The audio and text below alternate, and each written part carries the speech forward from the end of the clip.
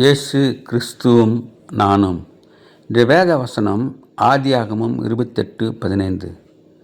நான் உன்னோடு இருந்து நீ போகிற இடமெல்லாம் உன்னை காத்து நான் உனக்கு சொன்னதை செய்யும் அளவும் உன்னை கைவிடுவதில்லை. அன்பான சகோதர சகோதரிகளே, இந்த வாக்கு தத்தத்தை ஆண்டவர் யாக்கோபுக்கு கொடுக்கின்றார்.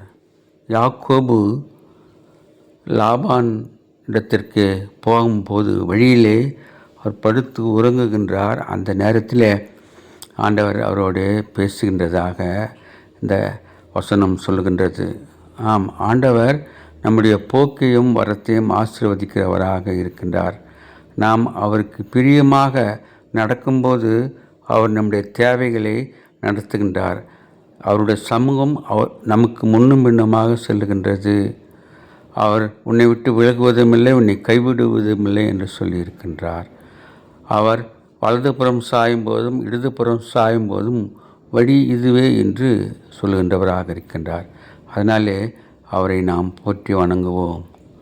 Have a blessed day. God bless you.